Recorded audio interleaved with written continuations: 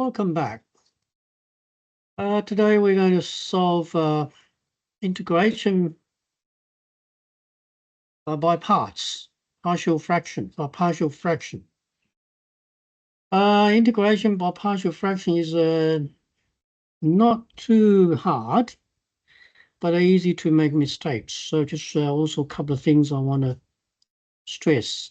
So let's have a look at the solution. Before I do that, please continue to support this channel and subscribe the channel so you don't miss the latest update.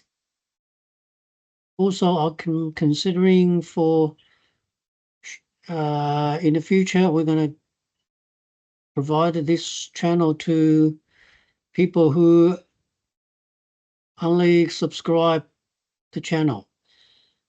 So at the moment, it's still open to everyone, to public, but later on, we will consider to give the only people hit that bell, subscribe channel to view the content.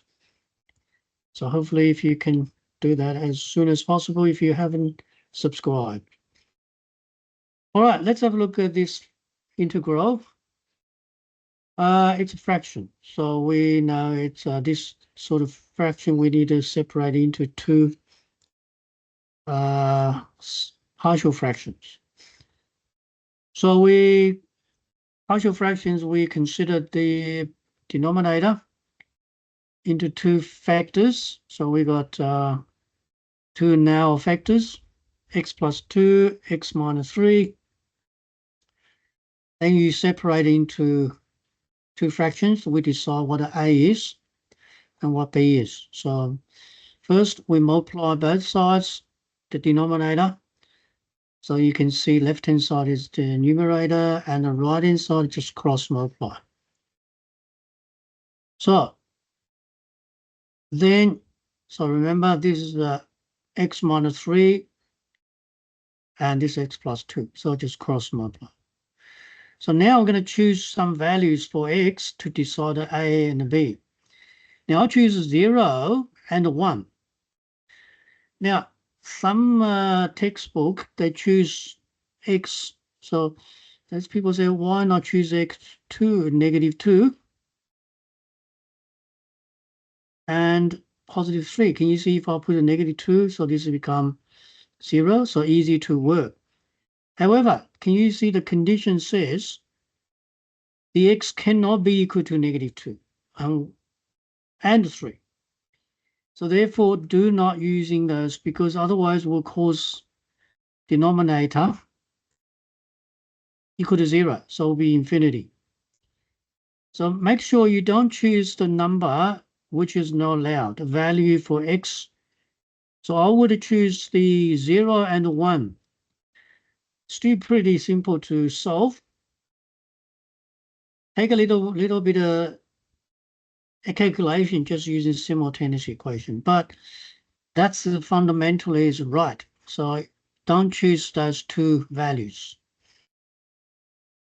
So substitute 0 into the equation. So we got equation 1. Substitute 1 into the left-hand side, both the left-hand side, right-hand side. This is 13.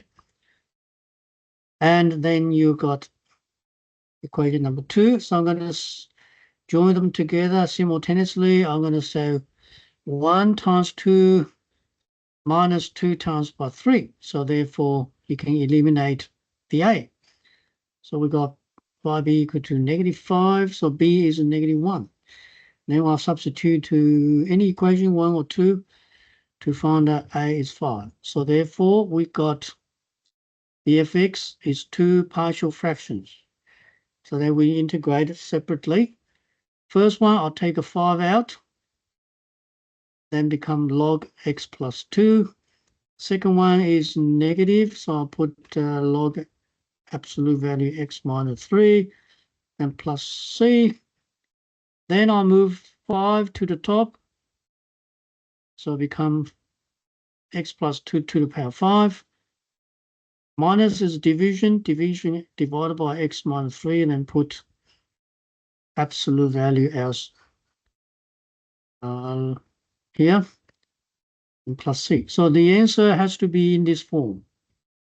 So we have achieved. That's it. That's a simple familiar question. So, but we need to know how to use partial fractions.